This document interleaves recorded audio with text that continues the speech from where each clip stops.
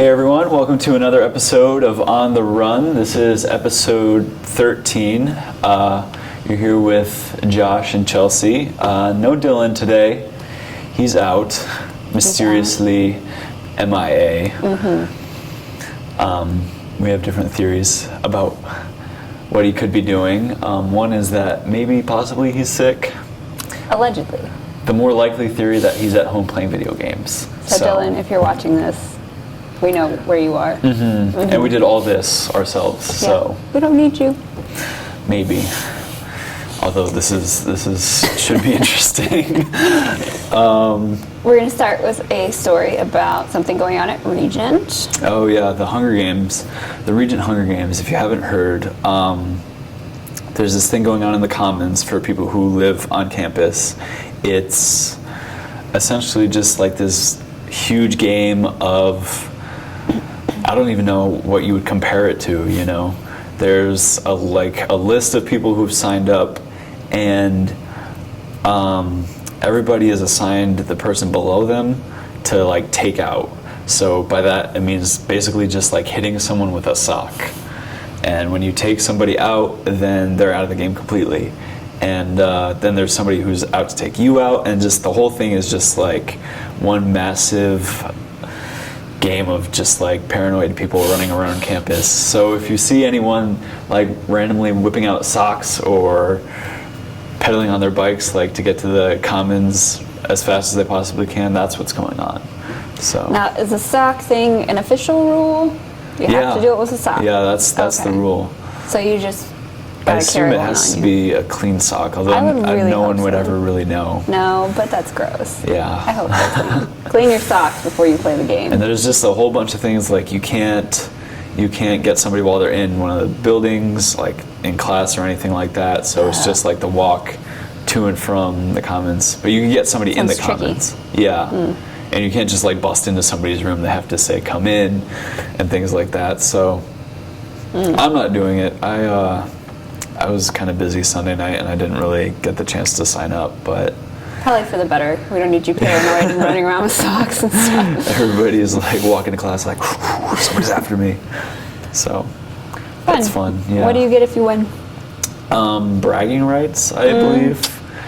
Yeah. I don't know if that's going to cut it for the amount of paranoia and, possible Hiding injury. out in your room. Yeah. Sounds dangerous.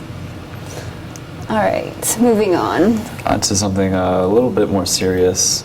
Not too far from here today, at Norfolk Naval Base, there was a shooting.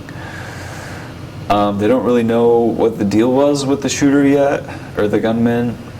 He didn't actually come in with a gun. He disabled a security guard, I believe, and got his gun, and then shot and killed 2 people. So. I thought he only shot one. Oh, he only shot one, and then he died too. Yeah, he died. So. And this actually happened on the ship, right? Looks yeah. Because there were initial reports that he was a contractor, but they're saying that's not necessarily accurate, and his identity is still under investigation. So. How did he get in there? Did he have a security clearance? That's a good question. I don't. It doesn't say. I mean, he would have had to, right? Have some way of getting on there. Yeah. That's sad. Civilians who enter the base must show at least one form of identification. Screening at the base include handheld devices that scan IDs as part of new security efforts.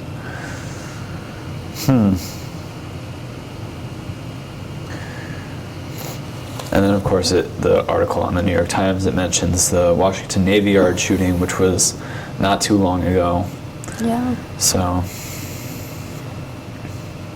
and then a recent Pentagon report found the shooting could have been prevented had the Navy better evaluated and reported the gunman's troubling behavior leading up to the attack. Yeah, for the Washington Navy Yard one. Yeah, this is too bad. Yeah, so okay. That made national news today. I'm gonna go ahead. Onto the Okay, this is interesting. So the Redskins are pretty much always in the news, I feel like. Everybody has something to say about their name being controversial. And it hasn't been like, I mean, it's been fairly recent, right? It's been happening for a long time, but it's only like sort of within the past few months that it's really been causing a stir. Yeah, okay, so basically, the owner of the team created a foundation, I'm not sure what it's called, you can go down, that is supposed to help Native Americans, and he says it's not enough to celebrate the values and heritage of Native Americans, we must do more. And so he started this foundation. And a lot of people are mad about it because people totally get mad all the time when people do nice things. Well, they're saying it's sort of like a way to a bribe, right? In a way, because there's the name, and they're like, well, this is offensive, and by donating to Native Americans. Well, if you ask me, they need to stop asking these people in politics and lobbyists what they think about it, and maybe ask, I don't know, the people who are actually affected by it, and see, because I kind of doubt that the people receiving the help from the new foundation are gonna be angry about that. Like, that doesn't make any sense.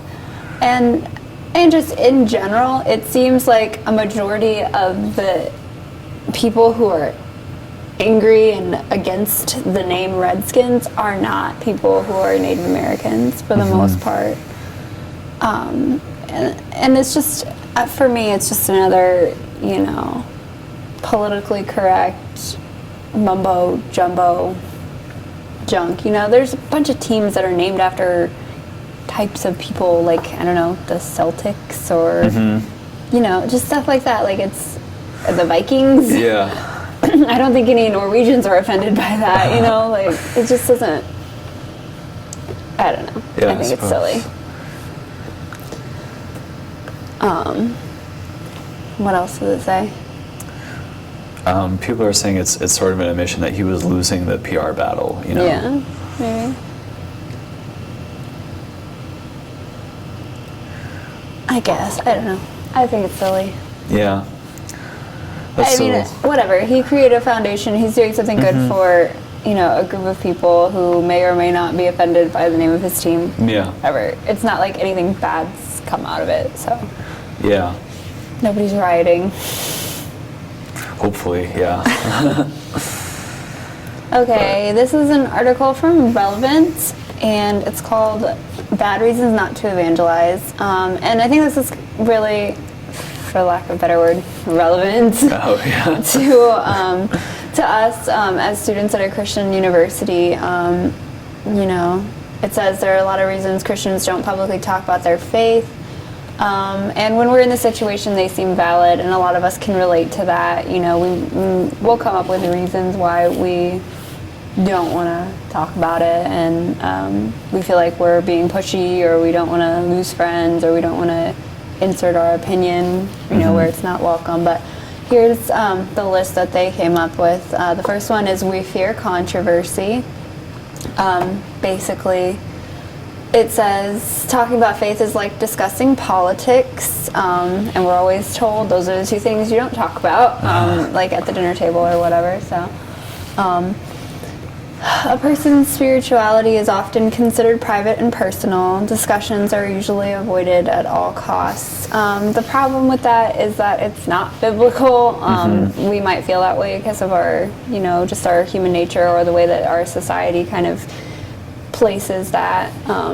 Politics and religion, don't talk about it, sort of thing, but it's not biblical. And I mean, it's unavoidable, True. By not talking about it, you're sort of just like ignoring something that's definitely there, Yeah. but you're just sort of like, I don't want to really go there. Yeah.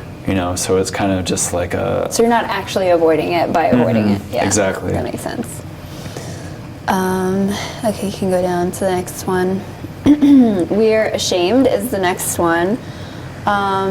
It says, in a society that revolves around logic, science, and concrete data, and within a world that values wealth, power, and fame, it's often absurd to promote such a contradictory faith. It doesn't make sense.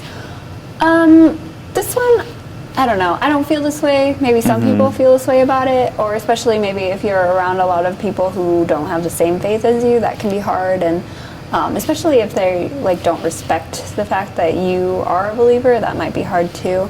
But I feel like most of the time I don't feel that way. Yeah.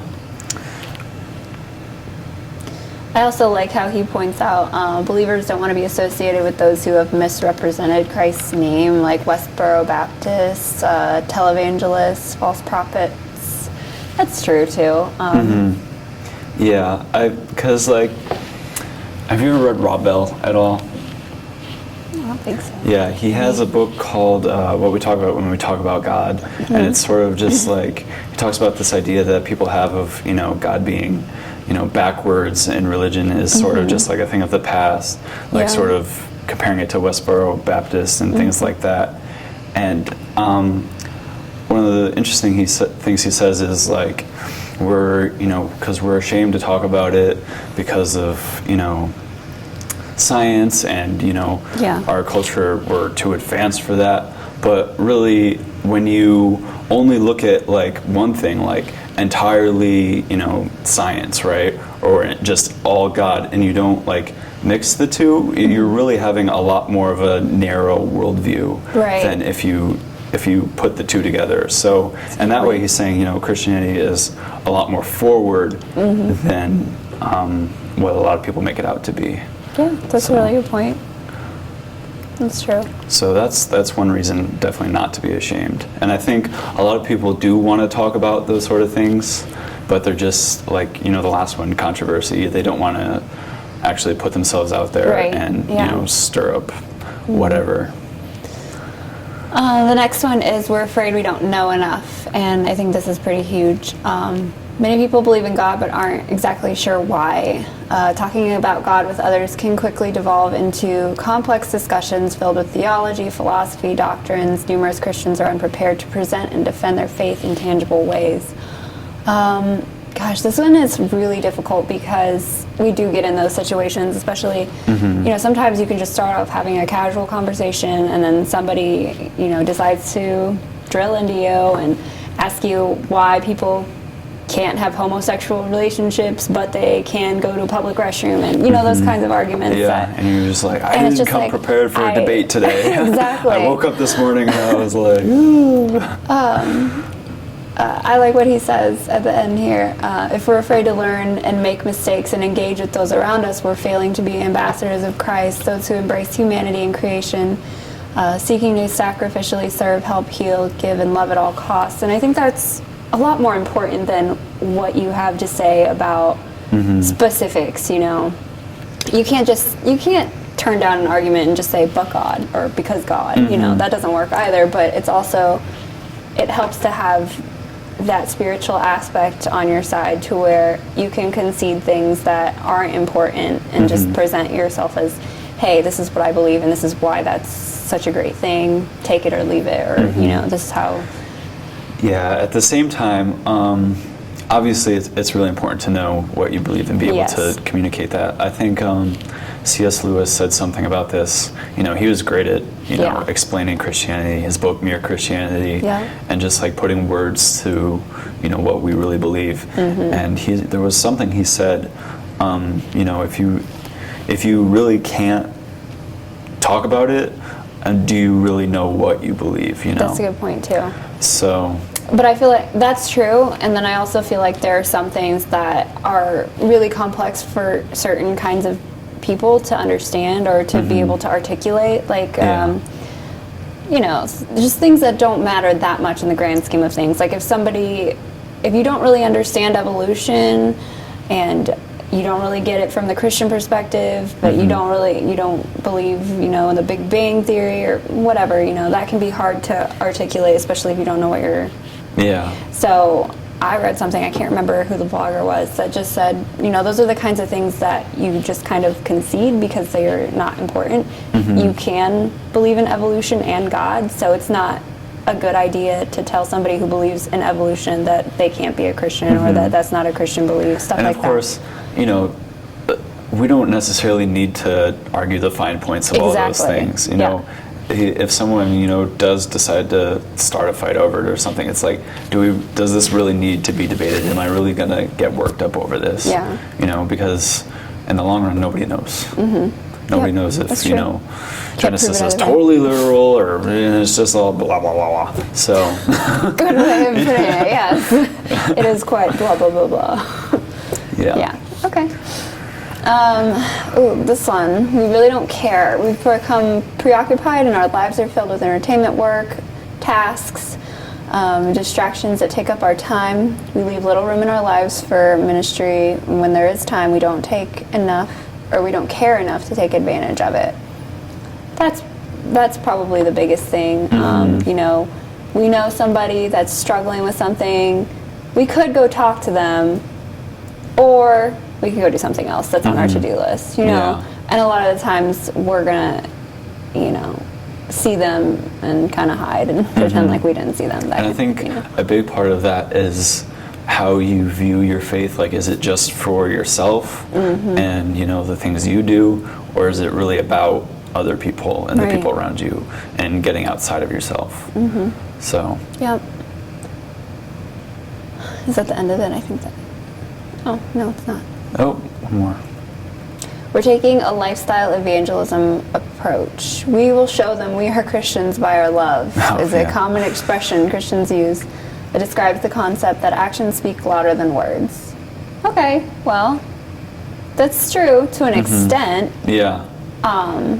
but it kind of ends at a point, and then what? You know, Yeah. that kind of works on an outward level, but it doesn't really, you know, change somebody's heart just by Yeah. seeing you do something. But at the same time, it's like, it's sort of a balancing act, because like, that's important, speaking with actions and stuff. Yes. But then there's the opposite extreme of like totally actionless, like, I'm just going to give you a tract and this might not change your heart or anything. It's Right. just, you know, theology on a paper that's super simple and is probably a lot more black and white than things really are. But so that's kind of a balancing act, I think. If you know, it's sort of, you got to mix the two, you know, with the head knowledge and actually showing people love. So Yeah. I like that paragraph that says, we do a lot of things in order to avoid direct evangelism. Maybe not, you know, on purpose, but we give to charities, we anonymously donate, we pray, we help others. But none of these can replace directly talking to others about Jesus. And that's totally true. I mean, that's basically the New Testament is, you know, what are you doing to tell people about Jesus? So, Yeah. it's definitely not something that we can avoid if we want to be Christians. So, yeah, cool. All right. That was a good article. Your turn. All right. On to something totally different. Play it. You might have seen this video not too long ago. These people climbed up One World Trade Center. Of course, my computer's going to freeze. But they climbed up One World Trade Center, and they decided they were going to base jump off of it. So essentially, you know, jumping off, parachute, and then just like sort of gliding down. But what's today? Tuesday? Today's Tuesday. So they were actually arrested yesterday. And I mean, just look at that. That is insane. That's when the parachute comes out. Okay, so how do they get caught? They get caught by YouTube or by posting it on YouTube? It said the police investigated, actually found the video in their house. I don't know how this ended up on YouTube. Well, Okay. I They suppose probably did it. They probably put it up on YouTube, right? And try to be anonymous about it or something. And then the police went to their house and were like, "Oh, okay, this was uploaded from here." Yeah. And then they were arrested on Monday. Should have gone to the public library. Just saying. Wait, uploaded the video from the library. Yeah, and then just deleted everything. Untraceable. But this is nuts. I can't believe they land on the In street. the middle of the street. Like, what if like a truck just came along And right there's then nobody and there. like, When is it ever like that in New York? well, they said it was early morning. Gosh, that's So crazy. probably There's like a car right 4 there. in the morning.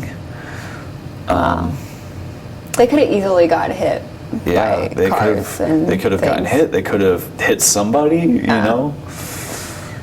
Needless to say, it's a cool video. Yeah, I mean, But, sure. If it is it worth spending time in jail? Yeah. What were they charged with? Burglary, which we still don't know what they stole or Yeah, burgled. I don't get that. We don't know what they burgled. If Maybe they they were burgled. just like wearing ski masks and like they snuck through the fence and they were like burglars. I Maybe. don't know. But reckless endangerment and jumping from a structure, which I didn't know you could be charged with that. Yeah. Jumping from no a structure. jumping from structures. So if I went out and I jumped from the fountain over there, would I be jumping from a structure? Probably. You'd probably be breaking a couple of Regent laws. Oh yeah, that too. So don't do that.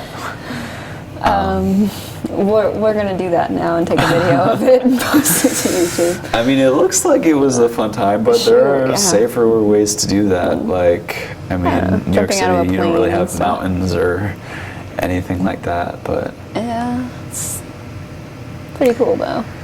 yeah, these men violated the law and placed themselves as well as others in danger. Mm-hmm. These arrests should send a message to anyone thinking about misusing a landmark in this way. So not a good Alright. idea, guys. Don't do that. All right. Okay, I really like this article because it's basically my life. We pretty much, all of us are busy, obviously. We go to school, a lot of us work, some of us are parents, some of us, are married. We got all these things going on. Some of us are planning getting married. Yeah, there's that too. Yes, we're busy. I just really like, here, let's read the first part. Are you too busy? You should be, and you should let people know in a proud but exasperated tone. Like this from an old colleague I recently asked for advice. She said, I would like to help, but I cannot. I am desperately trying to finish a screenplay and talk I need to give in Milan. Once I get an assistant, I will be happy to help. Or this, from the website of a researcher I know. I work roughly 100 hours a week and am getting more and more behind as the years go by. I'm simply unable to keep up with demands on my time, let alone handle more requests. I feel extremely guilty about this, but it's important that I push folks away so that I can continue to produce research and do the work that I do. Okay. I can never remember where I read things, but I think I heard it on talk radio. The one thing that you should never tell somebody that you are when they ask you how you are is busy. Nobody wants to hear that you're busy. Yeah. We are all busy. We're all Exactly. struggling to, keep it together. We all feel like we have way too many things on our plate. We can't find time to do anything leisurely. But everybody feels that way for the most part. So nobody wants to hear that you're busy. And it's just rude. Like, how are you? Oh, I'm busy. Yeah. Can you help me with this? No, I'm busy. And then I'll explain to you all the reasons why I'm busy. Like, It's just like an opportunity to, one, to complain. yes. Two, it's an opt-out for anything. Yes, it is. It's like, well, you could just say, I'm busy, and then be vague about it. And it's like, well, we're all busy, so it's still valid, but are you really that busy? Yeah. Or what are you being busy about? Like, Yeah. I have to I want to write a screenplay, so I'm busy. So I'm busy. Excuse me, but I'm working on a manuscript. Like, I get it. I really do, because I'm one of those people who I'm like trying to schedule in free time in my day. But at the same time, what are you doing productive by talking about it or by telling somebody else that you don't have time for them because you Yeah. are busy? You're wasting more time, frankly. And it's insulting to the other person to hear that you're too busy to do something. Okay, so the basis of this article isn't really that. It's more kind of telling us that we're not as busy as we think we are. And this person who wrote the book, Overwhelmed, Work, Love, and Play When No One Has Time, did a bunch of research on people's like actual free time and found that a lot of people in actuality had a lot more free time than what they deemed they had. You know, they felt like they were working 100 hours a week or whatever that guy said. Yeah. But in reality, they were on Facebook, or they were playing a game, or they were on the phone, or they were doing this, that, and the other. You know, they were doing things to fill time instead of, you know, doing. I read something the other day that said it's impossible to be 100% productive anymore in today's day That's and age. a really good point. And I never thought about it before, because like you're always going to be distracted by something, whether even if it's not like you log on Facebook randomly, you know, you always have a moment where you're just like, oh, I need to do that, and you sort of think about it for a second, and it's so frustrating to even think about, because you can't give all of your focus to one thing. Exactly. Okay. And if I could, it would just be like, oh, I get everything done, you know? No, and I wouldn't be seriously. busy anymore. I mean, here's an example. I am planning a wedding, by the way. But when I'm at work, I can't be thinking about it. And if it was 40 years ago or so, then I wouldn't be thinking about it or doing it, because I'd be only working. But now I have a cell phone, so I get calls and texts from my soon-to-be mother-in-law all the time. I get emails from people who want me to come and see this or do this or whatever. And there's Facebook notifications every 5 seconds, and obviously if it goes off, I have to check it. Like, there's no way to avoid that unless you're actually like shutting all that stuff off and focusing on a task, which is pretty much an impossibility these days, because we feel like it's an impossibility. And she kind of talks about this a little bit. She says she calls it the non-choice choice, which sounds kind of weird, but basically she said, people are competing about being busy. It's about showing status, that if you're busy, you're important, you're leading a full and worthy life, as if you don't get to choose. Busyness is just there. And then she calls it the non-choice choice, because we really do have a choice. And this is really hard for me, I'm sure for a lot of people, to accept that we actually do have a choice as to whether or not we're going to be busy and feel busy. And it's all about the way that we think about it and talk about it and deal with it, specifically. And like I said, this person who did the study of people's, I think he calls them time diaries or something like that, actually documenting like what they did with their time, shows that they had a lot of free time. The person who wrote this book said she kept a time diary, and it showed her free time she hadn't counted as such as lying in bed aimlessly, exercising, playing backgammon on her computer, talking to her friend on the phone. Yet she doesn't believe that as a working mother she could possibly have any leisure time. So it's not to say that we're not busy, because we certainly have a lot of things on our plate, but it's a lot about perspective and realizing what we're doing with our time that's making us so busy. Yeah, definitely. You know, if I didn't check Facebook at all during the day, if I didn't text people back when I was working, if I was solely doing homework and not checking email, would I get more done? Probably. Yeah. Would I feel less busy? Probably. And then a lot of the time it's prioritizing too. You know, if I have a long-term project that's 5 months away, but I'm simultaneously doing that while I'm doing something else, am I, you know, wasting that time? Or am I, you know, could I put that off a little bit and go for a walk instead? You know, that kind of thing. Like, yeah, I feel like that's just like the epitome of problems with college. Just like that's like the one thing you have to do in college is just figure out what you're doing with your time. You know. Yeah. Did we break your computer? Yeah, the battery's dying, but we gotta wrap up anyway. Yeah, we got a staff meeting. All right. All right. Well, we'll see you next time. And we'll Do we have hopefully be anything 3 of coming up? us. Keep yourself checking the website, because in the next day or two we're going to have an interview up with right. Manny Garcia. He's an editor with Naples Daily News down in Florida, and we got to interview him, and it's a really cool interview, so it should be up soon. Yeah. As soon as Dylan gets around to it. Once Dylan's done playing video games. We love you, Dylan. All right, that's it.